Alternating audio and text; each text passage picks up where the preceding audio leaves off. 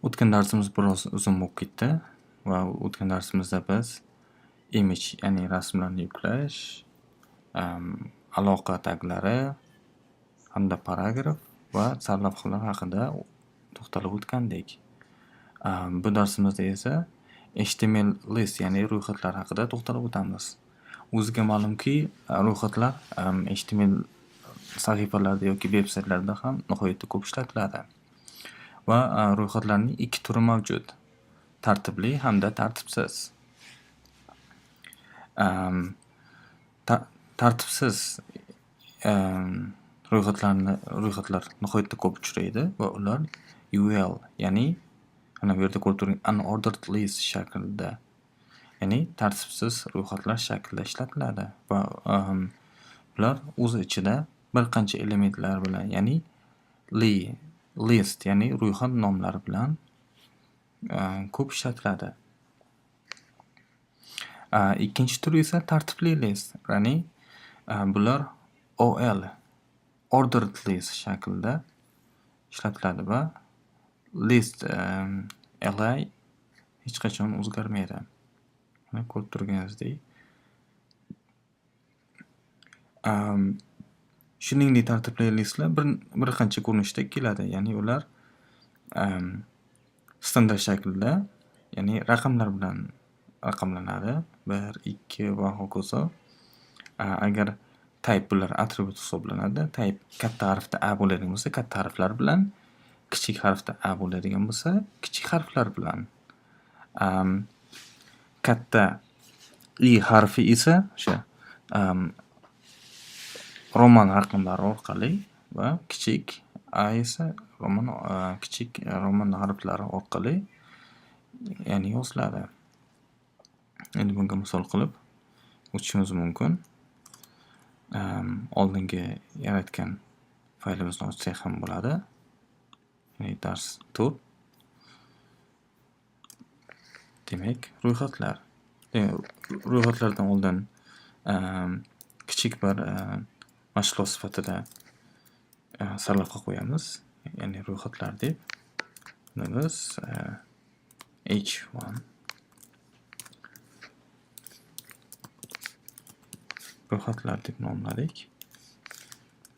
Va endi birinchi tartibsiz ro'yxatlar haqida. H5 tartibsiz ro'yxatlar. Demak, tartibsiz ro'yxatlarni aytib o'tganimizda biz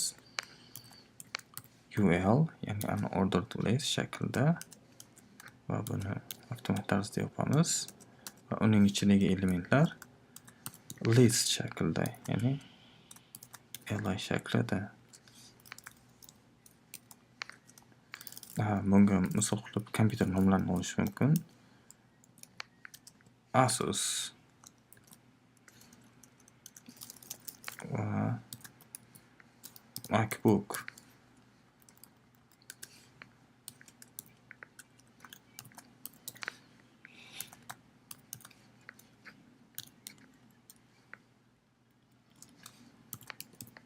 Lenovo va hokazo shaklida yozishimiz mumkin. Va buni saqlaymiz va browserda ko'rib o'tamiz.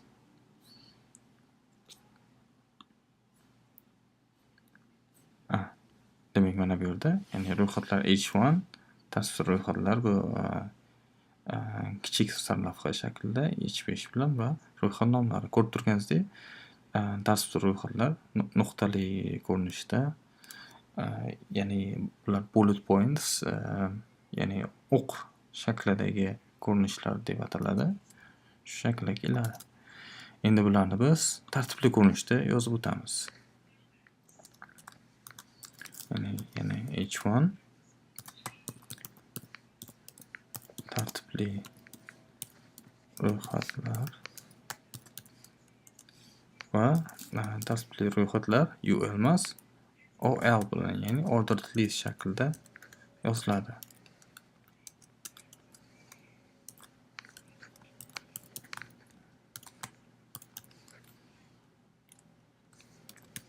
Yana Asus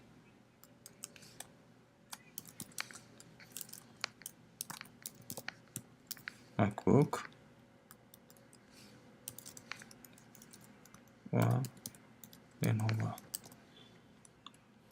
Buni saqladik va brauzerda ochamiz.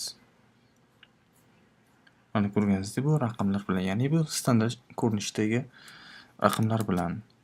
Endi bularni har xil turi bor deb aytib o'tdik. Ya'ni mana bu yerda type yozish orqali o'zgartirish mumkin. Endi bularni harflar bilan, ya'ni katta harflar bilan yozib ko'ramiz.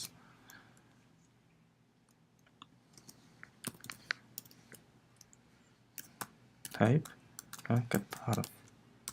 Buni sinab ko'ramiz. Qanday o'zgarish. Ko'rib turganingizdek, katta harflar bilan va bularni roman harflari bilan, katta roman harflari bilan belgilashimiz mumkin.